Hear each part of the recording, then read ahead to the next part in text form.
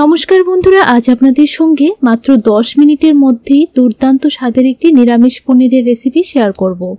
একবার হলো বাড়িতে এই রেসিপিটি ট্রাই করবেন, খেতে ভীষণ ভালো লাগে। সম্পূর্ণ ভিডিওটি অবশ্যই দেখুন, আশা করছি আপনাদের ভালো লাগবে। আর ভিডিওটি দেখে যদি আপনাদের ভালো লাগে তাহলে চ্যানেলটি সাবস্ক্রাইব করে আমার পাশে থাকবেন। দেখুন বন্ধুরা, এখানে আমি 300 গ্রাম পনির নিয়ে নিলাম। পনিরগুলিকে আমি কিউব সাইজ করে কেটে নিয়েছি। এখন একটা মিক্সি জার নিয়ে নিলাম, দিয়ে দিচ্ছি 8 থেকে 10টা কাজু বাদাম আর 3টে কাঁচা লঙ্কা মাঝখান থেকে ফেলে দিয়ে দিলাম, আর 2 চামচ দিয়ে দিলাম পোস্ত। প্রথমে একটু মিক্সিতে ঘুরিয়ে নিয়েছি, তারপর দিয়ে দিলাম অল্প একটু আদা, একটা টমেটো আর 3 চামচ নারকেল কুড়া। আপনারা চাইলে পোস্তর বদলে 4 মগজ কিংবা সাদা তিলও দিতে পারেন। দেখুন স্মুথ একটা পেস্ট তৈরি করে নিয়েছি। এখন চুলার মধ্যে একটা কড়াই বসিয়ে 2 টেবিল স্পুন দিয়ে দিলাম সাদা তেল আর অল্প একটু নুন দিয়ে দিলাম। এখন কেটে রাখা পনিরগুলি দিয়ে দিলাম, আর নুনটা দিয়ে দিলে কিন্তু পনিরগুলি আর কড়াইয়ের মধ্যে লেগে থাকে না।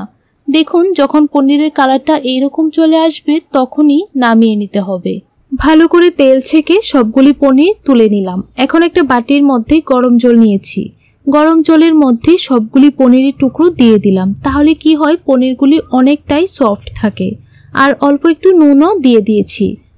এখন কড়াইয়ের মধ্যে যে তেলটা আছে তার থেকে অল্প একটু তেল তুলে নিয়েছি। সবটা তেল লাগবে না, তাই অল্প একটু তেল তুলে নিয়েছি। এখন 3টে এলাচ, অল্প একটু দারচিনি, অল্প একটু মৌরি আর 3টে লবঙ্গ দিয়েছি। এখন ভালো করে ভেজে নিতে হবে যতক্ষণ না পর্যন্ত মিষ্টি একটা গন্ধ বের হচ্ছে।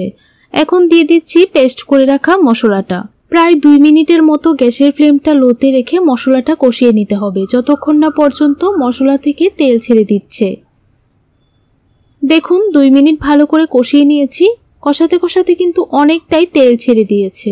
এখন কালারের জন্য হাফ টিস্পুন দিয়ে দেব কাশ্মীরি লঙ্কা গুঁড়ো আর দিয়ে দেব স্বাদ অনুযায়ী নুন। এই রান্নাটার মধ্যে হলুদ, জিরে, ধনিয়া কোনো কিছুরই ব্যবহার করব না। ভালো করে মশলার সঙ্গে নুন আর কাশ্মীরি লঙ্কার গুঁড়ো মিশিয়ে নিচ্ছি, তাহলে রান্নাটার মধ্যে খুব সুন্দর একটা কালার চলে আসবে। এখন দিয়ে দিচ্ছি পনিরের টুকরোগুলি। জল থেকে ভালো করে জলটা ঝরিয়ে তুলে নিয়েছি। ভালো করে মশলার সঙ্গে পনিরের টুকরোগুলিকে 1 মিনিট রান্না করে নেব। এইভাবে জলের মধ্যে পনির ভেজে রেখে দিলে দেখবেন পনিরগুলি অনেকটাই সফট থাকবে। এখন দিয়ে দিচ্ছি 1.5 কাপ দুধ। দুধটা আমি আগে থেকেই জাল করে রেখে দিয়েছিলাম। ভালো করে দুধটা পনিরের সঙ্গে মিশিয়ে নিচ্ছি। এখন দিয়ে দেব 1 চামচ চিনি। চিনিটা অবশ্যই আপনাদের টেস্ট বুঝে দিয়ে দেবেন। আর 1 চামচ দিয়ে দিলাম গরম মশলার গুঁড়ো। এখন 4 মিনিট রান্না করে নেব। আর যখন দুধটা দেবেন তখন গ্যাসের ফ্লেমটা লোতে রেখে 4 মিনিটের মতো রান্না করে নেবেন। দেখুন বন্ধুরা, 2 মিনিট রান্না করে নিয়েছি।